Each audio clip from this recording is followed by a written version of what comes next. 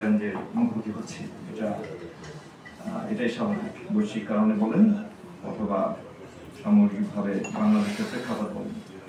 যে কয়টা পয়েন্ট বললেন আমি এটা ফলো করে বলতে পারি, আপনি যদি বাংলাদেশের যশোরে যান ওই মাথায় এই সমস্যা পাবেন, আপনি যদি কুড়িগ্রামে যান এই সমস্যা পাবেন, আপনি ইভেন ঢাকা শহরে যদি বলেন, আমি তো ঢাকায় গত 4-5 বছর ধরে ঢাকায় দেখলাম যে এই সমস্যাগুলি ঢাকায়ও আছে। আপনি যদি করাপশনের কথা বলেন, এমন কোনো সংস্থা নেই যেখানে করাপশনের দুর্নীতি হচ্ছে না, এরকম জায়গাটা বাংলাদেশের কনটেক্সটে খুব কমই আছে। আপনি যদি সেবার কথা বলেন, স্বাস্থ্য, শিক্ষা, সব জায়গায় এক অবস্থা। ঢাকা শহরের এত ভালো ভালো স্কুল, সেখানেও গার্ডিয়ানরা তো খুশি না, কারণ স্কুলে পড়ালেখা বাসায় করতে হচ্ছে।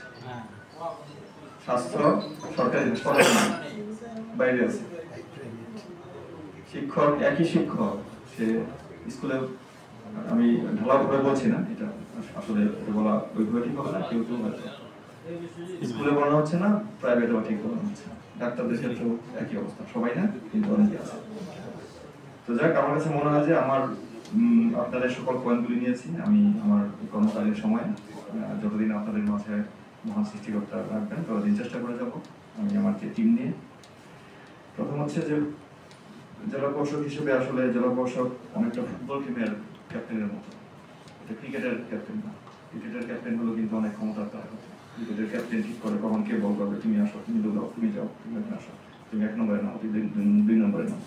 আর ফুটবলের ক্যাপ্টেন কিন্তু একটা চলন্ত অবস্থার মধ্যে থাকে, সে ওই মাঝখানেই কিছু নির্দেশনা দেয়, তুমি ট্রেনে যাও, বাইরে যাও, অথবা সেই নির্দেশনা দেয়, অথবা সেটা প্রধান যে কোচের নির্দেশনা মানে।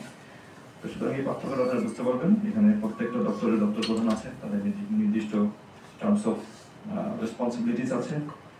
আমার যে দায়িত্বটা হবে ওই পুরোটা ফুটবল টিমের ক্যাপ্টেনের মতো তাদেরকে সেন্সিটাইজ করা, যাতে সেবার জায়গাটা, জনগণের সেবার জায়গাটা যাতে অবশ্যই এই জায়গায় যাতে কোনো কম্প্রোমাইজ না করা হয়, সেবার জায়গা যাতে উন্মুক্ত থাকে সকলের জন্য। আর আমাদের জেলা প্রশাসনের কথা যদি আমি বলি, জেলা প্রশাসন একটা, আপনারা সবাই জানেন, এটা প্রায় 250 বছরের উপরে একটা প্রতিষ্ঠান। এটা জনগণের প্রতিষ্ঠান, এটা জনগণের বাইরে কোনো প্রতিষ্ঠান না। আমি এ কথা শতভাগ নিশ্চিত হয়ে বলতে পারি, আপনারা গত জুলাই গণঅভ্যুত্থানে নিশ্চয়ই সামগ্রিকভাবে যে বেসামরিক প্রশাসন বলতে যেটা বুঝেন সেটা দেখেছেন, তাদের ভূমিকা দেখেছেন, আর অন্যদের ভূমিকা বলতে চাচ্ছিলাম। তো এরপরেও হলো সরকারি প্রতিনিধি হিসেবে জেলা প্রশাসক ভারী সবকিছু এসে পড়ে, এটা দ্বারা আসলে এড়ানোর সুযোগ থাকে না নানানভাবে। তো আমাদের জেলা প্রশাসনের প্রত্যেকটা কর্মকর্তা, আমি এই কথা আপনাদেরকে বলতে পারি, তারা জনগণের সাথেই থাকবে, আপনাদের সাথেই থাকবে।